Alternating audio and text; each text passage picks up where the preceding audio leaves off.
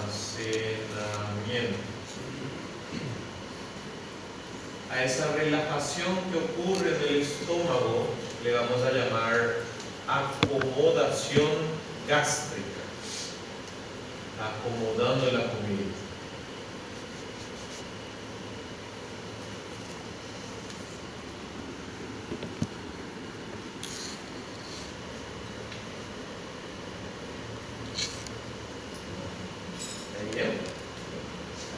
Y obviamente el estómago tiene que empujar la comida eventualmente hacia el intestino. Entonces también va a tener una motilidad propulsiva. Solamente que aquí, porque es muy particular, no le vamos a llamar peristaltismo gástrico, le vamos a llamar vaciamiento gástrico. Porque utilizaron un nombre muy fácil de aprender. Vaciamiento gástrico.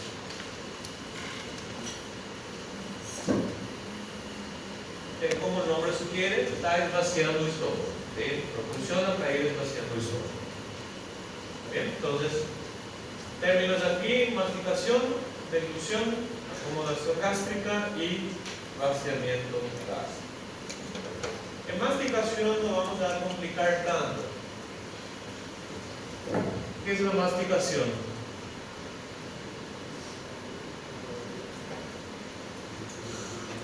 Es un proceso de digestión mecánica, ¿sí? Por el cual yo voy a descomponer el alimento en pedazos más pequeños,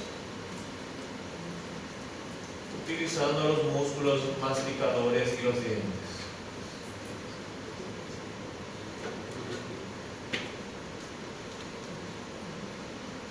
Músculos de la masticación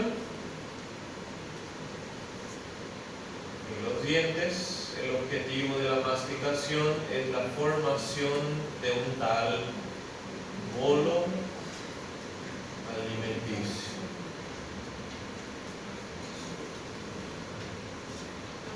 Que ya es una masa compacta del alimento quebrado y la saliva.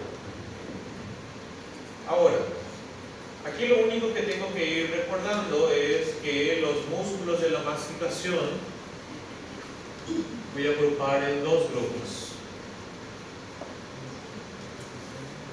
Los músculos que deprimen la mandíbula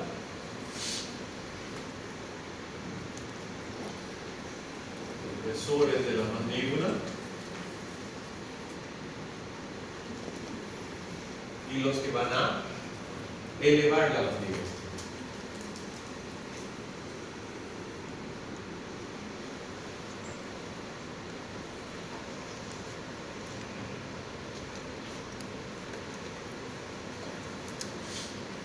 ¿Recuerdan estos individuos? ¿Cuáles son los depresores de la mandíbula?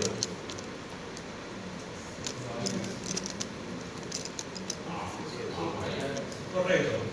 ¿Recuerdan que estaba el hioides? ¿Sí? Y que había musculitos que salían de ahí y iban hacia la mandíbula. ¿Sí? Si yo deprimo la mandíbula, se contraen esos músculos suprahioides, ¿sí? Que son entonces los depresores de la mandíbula. Y si yo quiero elevar la mandíbula, ¿quiénes se contraen?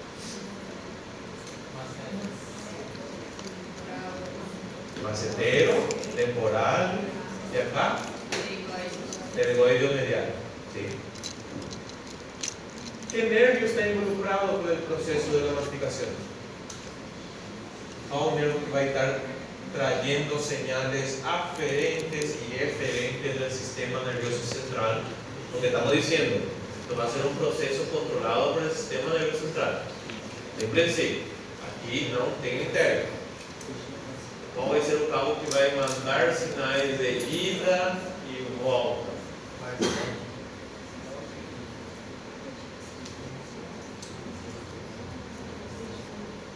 El nervio trigeminal. Casi todos los músculos, con algunas excepciones, aquí son de la rama mandibular del trigeminal. Básicamente un cabo de conexión entre el sistema nervioso central y mis músculos de la masticación.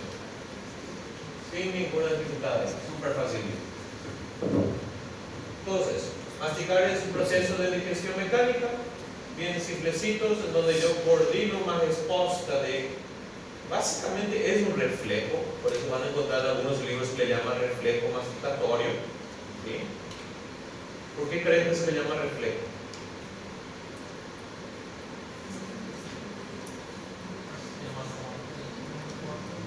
Sí, por eso, por el simple hecho de que si yo mando contraer los elevadores de la mandíbula, se genera tensión en las inserciones de los músculos y eso gera una señal de salida que permite que el sistema nervioso central saiba que agora está na hora de contrair os depressores.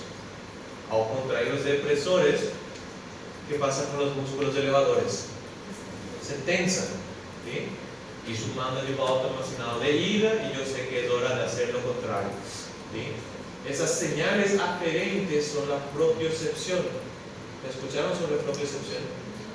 ¿Sí? Propiocepción es uno de los sentidos que va a tener el sistema nervioso central y permite que yo sepa exactamente dónde está cada parte de mi cuerpo, gracias a receptores, sensores que voy a tener en los músculos y en las inserciones de los músculos o tendones. ¿Está bien? Solamente está describiendo cómo es que el sistema nervioso central sabe que realmente se bajó la mandíbula o que subió. ¿Sí? Solamente por si encuentran el término de reflejo. ¿De ahí algún pedo? Aquí. ¿Sí? Ahora, deglución es un proceso un poquito más complejo, porque básicamente yo estoy diciendo aquí que van a ser 3 las estructuras que van a participar en el proceso.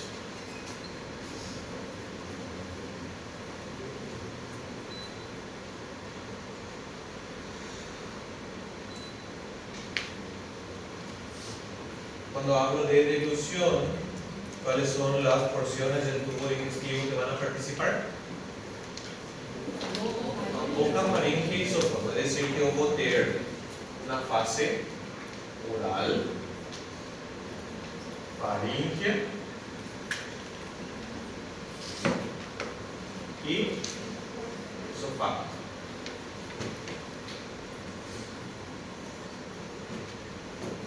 De estas 3, ¿cuál es la única que es voluntaria?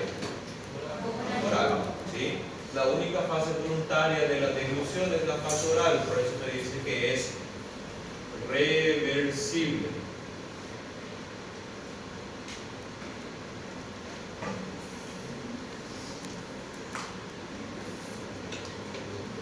Es decir, voy a comenzar a engolir, decido interrumpir para mandarlo fuera. ¿Sí? Una vez que se va hacia atrás, ya produce una respuesta automática, un reflejo automático. La faringe ya sabe lo que tiene que hacer y ya va el alimento en dirección al estómago. Recordando que deglución finaliza cuando el alimento atraviesa el esfínter esofágico inferior. Bien.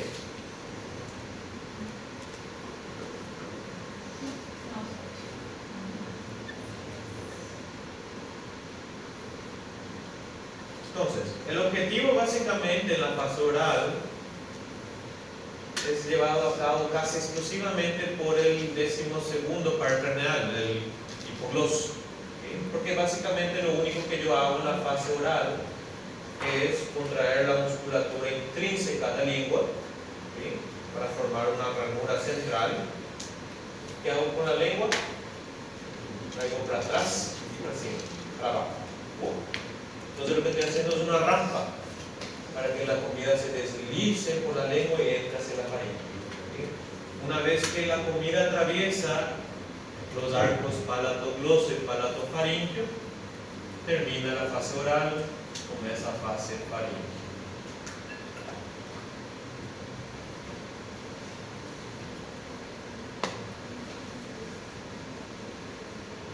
Entonces, todo lo que ocurra por delante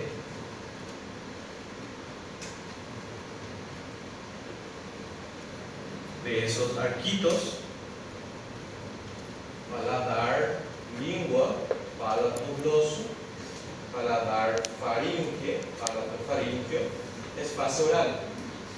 Una vez que el alimento comienza a atravesar este istmo, aqui eu vou ter um monte de receptores que vão começar a enviar sinais ao sistema nervoso central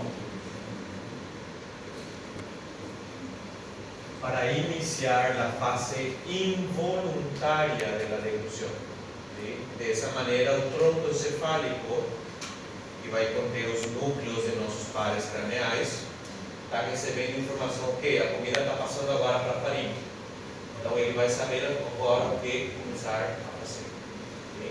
Por isso, de vuelta, todo esto es control craneal. ¿Sí? Si el individuo está inconsciente, si los nervios no funcionan, no va a ocurrir la deglución. ¿Sí?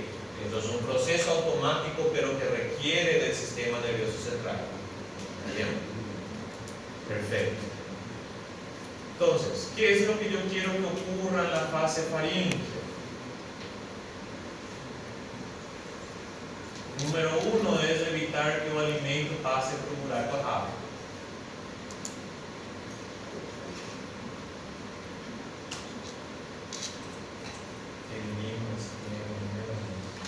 Casco.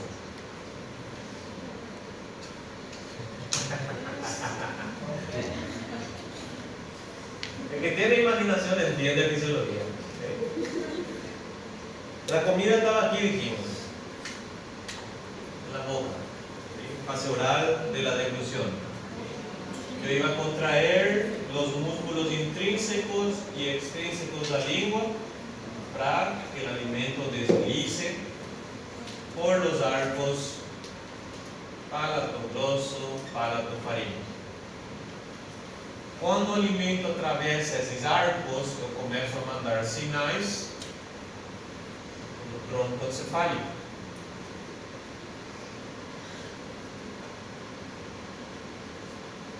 E do tronco encefálico vou produzir uma resposta eferente para coordenar uma resposta na faringe. Okay? Aqui estamos juntos? Ok. Então, esse carinha já saiu daqui. Aquí. De vuelta, el objetivo es que este individuo no vaya a la dirección incorrecta. Entonces, tengo que evitar el reflujo del alimento de vuelta hacia la cavidad oral. ¿Qué puedo hacer para evitar que el alimento vaya de vuelta a la cavidad oral? Esos arcos, la línea media. Quando eu trago uma porção do corpo para a linha média, eu estou fazendo abdução ou abdução? Abdução.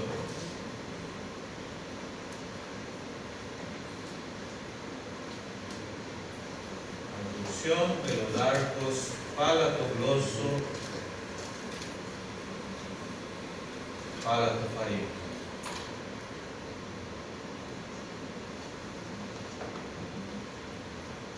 Estoy cerrando el acceso de vuelta hacia la boca. Quiero evitar que el alimento ascienda hacia la nasofaringe. ¿Qué tengo que hacer? Esa cosa aquí representa ¿qué? El paladar blando. ¿Sí? El paladar blando tiene musculatura. Sí, tiene musculatura. Recuerda, elevador y tensor del velo del paladar. Lembro. El paladar blando puede elevarse gracias a esos músculos, evitando que el alimento cuando ingrese hacia la faringe ascienda hacia la nasofaringe. Entonces lo que tengo aquí es la elevación del paladar blando. Pero probablemente lo más importante va a ser o buraco que está por embaixo.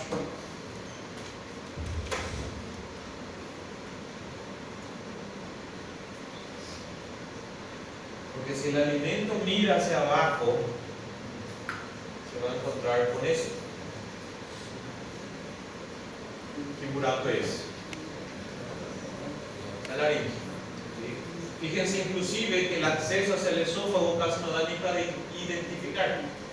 Entonces lo que tengo que hacer es cerrar el acceso a la vía aérea y abrir el espacio hacia el esófago.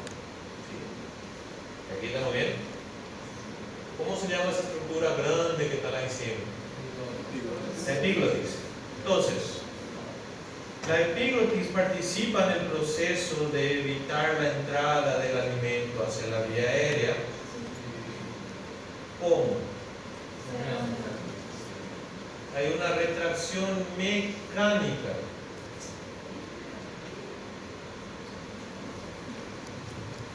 ¿Qué significa eso?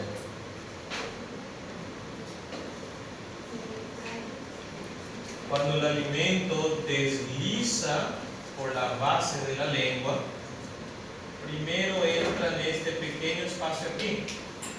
¿Cómo se llamaba este pequeño espacio entre la base de la lengua y la epiglotis? La yegua.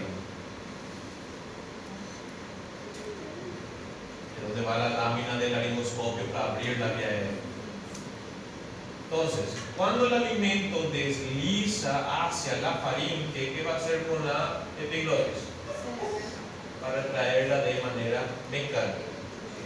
Y no hay señales nerviosas mandando que epiglotis se feche. El propio deslizamiento de la comida hace eso. Perfecto. Ahora, también puedo cerrar el acceso a la vía aérea haciendo la abducción de las cuerdas vocales. ¿Cómo se llamaban esas bolinas? No, cartílago.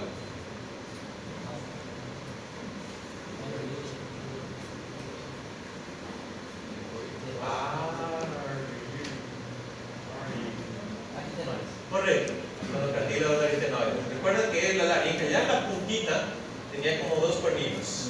¿Sí? Aquí yo voy a tener una musculatura que es primariamente transversa, es decir, fibras pasan de un lado al otro. ¿Sí? Si esas fibras se contraen, esos dos cartílagos van a aproximar a la línea media, ¿sí? Haciendo que esa entrada ahora parezca así. Entonces lo que yo tengo es la abducción de las cuerdas vocales. Esto sí ya requiere inervación, esto sí ya es un proceso activo. Esto es lo que no va a poder hacer el paciente que tiene una lesión de los laringeos recurrentes.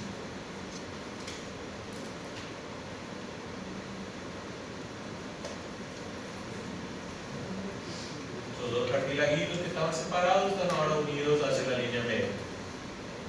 Fíjense que el acceso hacia el esófago ahora se ve mejor. ¿Sí? Durante el proceso de la deglución también yo estoy contrayendo los músculos supra e infrahiroides. ¿Sí? Toquen su cartílago tiroide y traigan. ¿Qué pasa con la laringe? Sube y se va un poquito hacia arriba enfrente. Entonces yo tengo también, estoy estirándole a la laringe.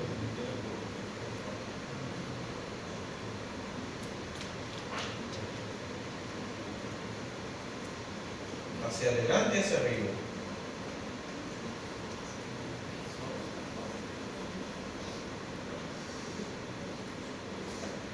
Haciendo una tracción. De esa manera estoy separando la vía aérea, ampliando el espacio que tengo para entrar hacia el esófago. ¿Sí? De vuelta. Todos esos fenómenos están siendo coordinados por el sistema nervioso central. ¿Sí? Aquí no hay entero. ¿Está bien? Si yo tengo un pedazo de comida aquí y el individuo está inconsciente, todo ese proceso no va a ocurrir. ¿Sí? Entonces, ¿a dónde va a ir a parar ese pedazo de comida? En la vía aérea. ¿Bien? ¿Ahí estamos entendiendo? Perfecto. Vamos.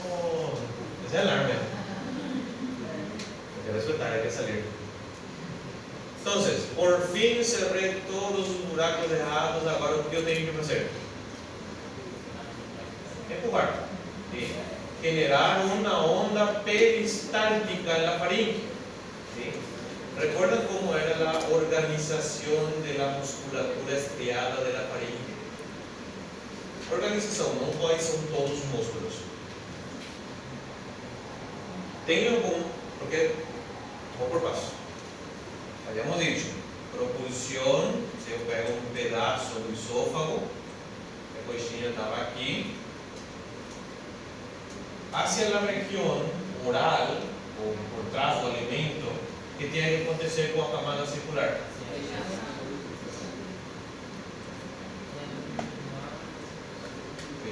Contraer a circular y relaxar a longitudinal. Y por frente do alimento, o contrário. Relaxar, circular, contraer, longitudinal. Tem camada circular e longitudinal na faringe? Tem. ¿Recuerdan? Los músculos longitudinales de la faringe se encuentran por fuera y los circulares por dentro formando constrictores. Los constrictores son camada circular. Tanto que inclusive el constrictor inferior de la faringe tenía una porción engrosada que actuaba como un esfínter, que es el esfínter esofágico superior. Entonces es la misma cosa, ¿sí? En la faringe yo voy a generar también un peristaltismo. Por detrás del alimento, por encima del alimento, ¿qué tiene que pasar con los constrictores? ¿Por delante? No. Si yo comienzo a transmitir esa onda, ¿cuál va a ser la primera en bater en el esfínter esofágico superior? Relaxar o contraer. Relaxar. El esfínter se abre, comida pasa y después, ¿qué onda también? Contracción. ¿Sí? Una vez que el alimento pasa, el esfínter esofágico superior finaliza a fase faríngea. De vuelta. ¿Es un peristaltismo? Es un peristaltismo. ¿Mediado por quién? ¿Quién está gerando ese peristaltismo? Sistema nervoso central. Muy bien. Mis pares craneales. ¿Perfecto? Salud. Es tan bacana, inclusive, que en cuanto ese alimento está aquí dentro de la faringe y está gerando sinais que vão ir ao tronco encefálico para los núcleos de la deglución, la mayor parte es glosofaríngeo y vago. Esses núcleos vão enviar uma sinal inibitória para um tal GRD. Que era GRD? Grupo respiratório dorsal, que hace o quê? Es decir, que cuando yo estoy tragando, ¿qué ocurre con el grupo respiratorio dorsal? Es inhibir. Lo último que yo quiero hacer es que cuando yo estoy tragando, el grupo respiratorio dorsal manda, porque ahí se aseguradísimo que va a ir hacia la vía aérea. ¿Está bien? De vuelta, todo eso es coordinación del sistema nervioso central. ¿Bien? El sistema nervioso central no funciona, el individuo está inconsciente, no hay fase faríngea. Pregúntate ahí. ¿Ah? Vale, ¿Cómo sabe la faringe que tiene que producir todos estos fenómenos? ¿Cómo sabe? Recuerden siempre. Si yo digo que hay un proceso automático en el cuerpo, siempre hay aferencia. ¿Qué significa aferencia? Sinais que estão indo para lá. Es decir, yo voy a tener un monte de sensores, receptores, en la pared de la faringe que van a detectar la presencia del alimento, que nem fazia un interno. ¿Sí? Está el alimento aquí, se manda una señal aferente hacia el tronco encefálico coordina esa respuesta. ¿sí? Elevar el velo del paladar, cerrar las cuerdas vocales, traer para adelante y al mismo tiempo inhiben al grupo respiratorio dorsal para evitar la generación de la señal inspiratoria.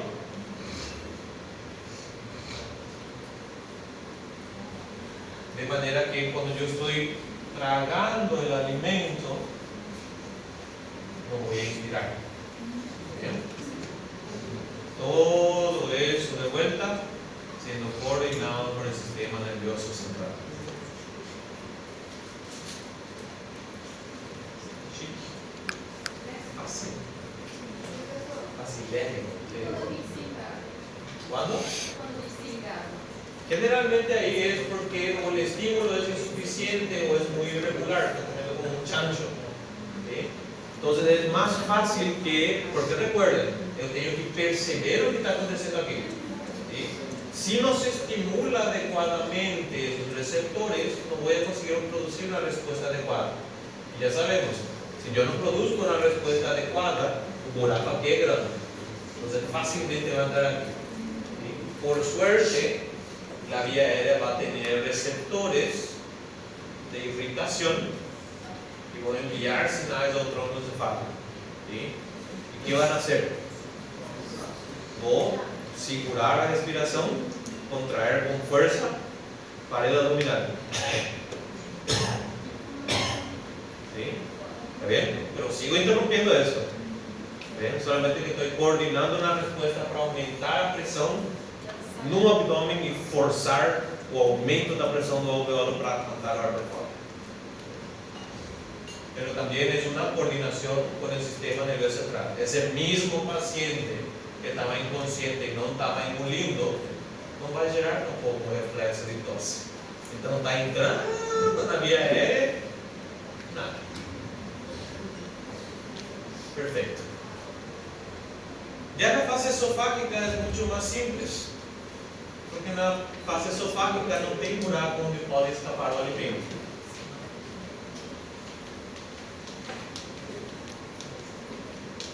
Pergunta até aqui. Filipe. Filipe, muito fácil.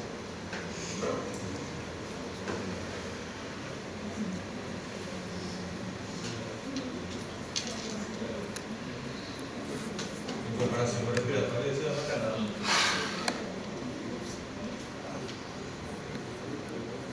Entonces, en la fase esofágica lo que yo voy a tener es un proceso bien simple, que va a ser una onda propulsiva, una onda peristáltica. Ya sabemos cómo se abre el esfínter esofágico superior.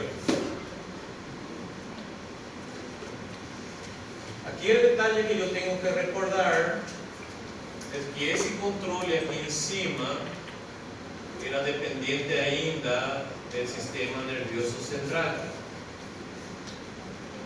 casi primariamente por vago. Bien, hay todavía fibras del gloso faríngeo. Todo el tercio superior va a recibir órdenes y señales craneales, pero el esófago distal mira músculo liso y ¿quién aparece? Sistema nervoso interno. Então, qualquer sinal parasimpático agora tem que cair primeiro sobre ele. Recuerdan eso? Entonces, se eu já tinha generado um peristaltismo faríngeo, essa primeira onda que vai empujar o alimento por el esófago é simplesmente a continuação. ¿Sí? Se generou aqui e se transmite a lo largo del esófago. ¿Sí? Entonces, es una onda propulsiva, es una onda peristáltica que tuvo su origen en la faringe.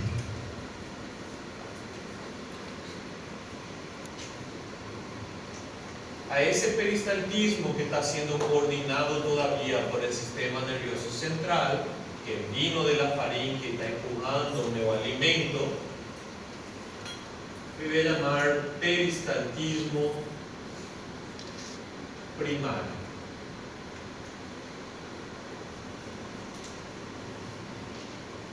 Que generalmente es más que suficiente para que el alimento llegue al estómago, principalmente si el individuo está erguido, ¿sí? Porque la gravedad también me ayuda. Pero,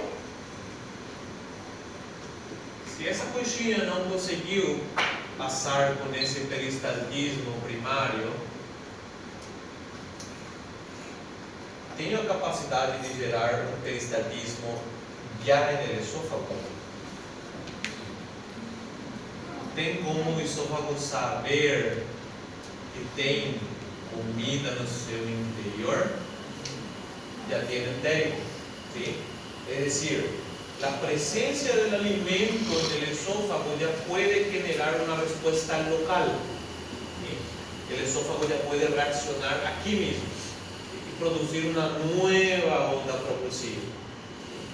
A esa nueva onda propulsiva que se origina ya en el esófago, ¿sí? Eso es primario, el otro va a ser secundario.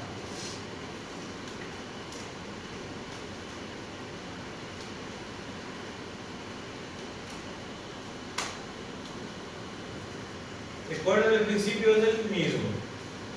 Por detrás del alimento, contracción de relajación circular. Contracción, por delante, relajación. Entonces, ¿cuál es la primera onda que bate con esfínter esofágico inferior? Relajación, pasa comida, contracción. ¿Bien? Una vez que el alimento pasa el esfínter esofágico inferior, finaliza la deglución. Completo. ¿Todo bien? ¿Recuerdan qué iba a pasar si yo perdía el sistema nervioso entérico del esófago? ¿Qué va a pasar? Correcto. Aquí, hasta aquí se va a poder generar esa onda peristáltica. Pero posteriormente, las señales que vienen por el sistema nervioso parasimpático ya no tienen conexión con el tejido. Entonces, ¿qué va a pasar con el tono del esfínter esofágico inferior? Va a aumentar. ¿Sí? ¿Qué va a pasar con la pared distal del esófago? ¿Qué era eso? La acalasia.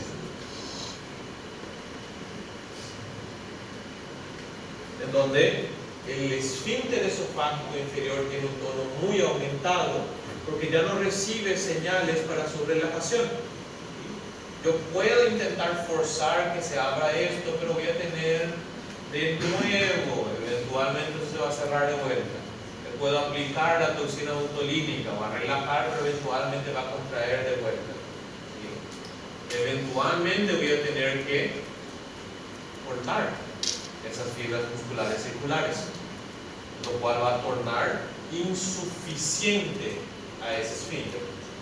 ¿Sí? Si el esfínter ahora es insuficiente, ya no va a conseguir segurar adecuadamente el contenido gástrico.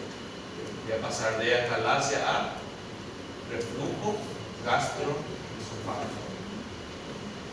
¿Vamos a entender cómo está pasando la cosa aquí? Perfecto. ¿Cómo? Esa es la falla del sistema nervioso entérico, porque eu posso desconectar o vago, mas se eu tenho entérico aqui, eu posso gerar peristaltismo?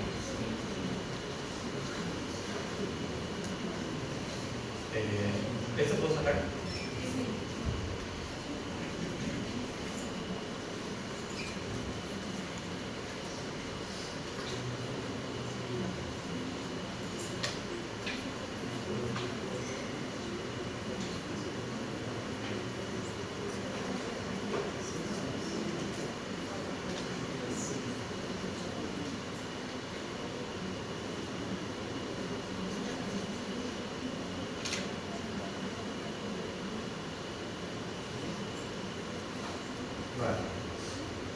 En ese gráfico se están midiendo las presiones en el interior o a través del tracto del esófago, donde yo estoy pasando una sonda que tiene un medidor de presión.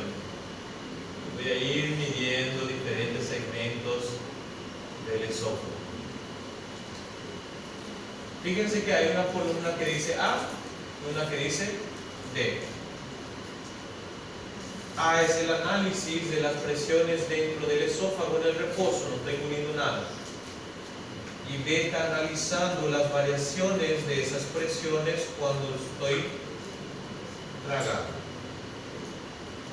Si se fijan, voy a encontrar varias líneas punteadas que terminan en un 0. ¿Sí? Esta línea representa la presión atmosférica. Cualquier curva que se diseña por encima de esta línea es una presión supraatmosférica, es decir, cuando estaba pasando la sonda, algo ejercía presión. Si la curva está debajo, ese segmento está relajado, no está ejerciendo presión sobre mi medidor. ¿Estamos entendiendo? Entonces, si se fijan, allá encima dice US, el esfínter esofágico superior. Esa línea verde está por encima o está por debajo del puntillado negro. Y bien por encima. ¿Por qué estoy diciendo que ahí hay presión que se aplica sobre el esfínter sobre el medidor? Si empiezo a bajar, ¿qué va a pasar con la presión? Estoy entrando dentro del esófago. ¿Sí? La pared está relajada, no estoy tragando. De repente se eleva de vuelta, levemente, la porción del esófago que pasa a través del diafragma. Y por último, encuentro al esfínter esofágico superior. ¿Sí? ¿Hasta aquí estamos entendiendo? ¿Sí? Ok. En esta columna B voy a ver cómo varía esa línea cuando estoy tragando. El esfínter esofágico superior y a receber primero una onda de relajación o de contracción. Relajación, recuerden, antes de la comida venía la relajación. Entonces, ¿qué pasó con esa curva? Se fue para abajo. ¿Sí? Está relajando el esfínter. Pasa la comida y después viene la onda de contracción y estabiliza de vuelta. ¿Sí? Esa onda de contracción comienza a ser transmitida a lo largo del esófago, jugando a comida aquí por delante. Fíjense que cuando la onda de contracción todavía está pasando por el esófago, ¿qué está haciendo ya el esfínter esofágico inferior? Correcto, porque esa onda de relajación antecede.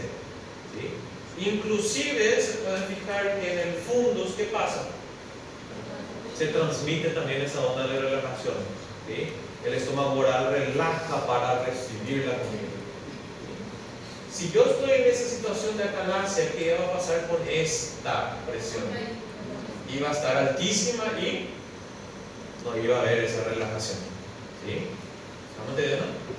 ¿Iba a haber esto? No, tampoco. La pared no contrae. ¿Sí? ¿Están entendiendo? Facilísimo. Muy fácil. Perguntas até ahí.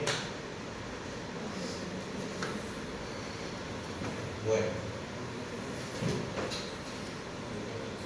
Este es un video cortito que muestra básicamente una endoscopía desde la boca hacia el estómago, porque está por encima del lengua, entonces mirando así, al revés.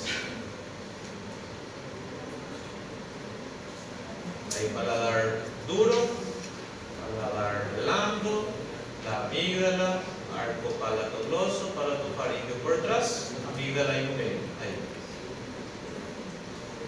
Paso eso, veo la epiglotis que debería haber sido traccionada por la comida y me bajo abajo y lo único que veo es vía aérea.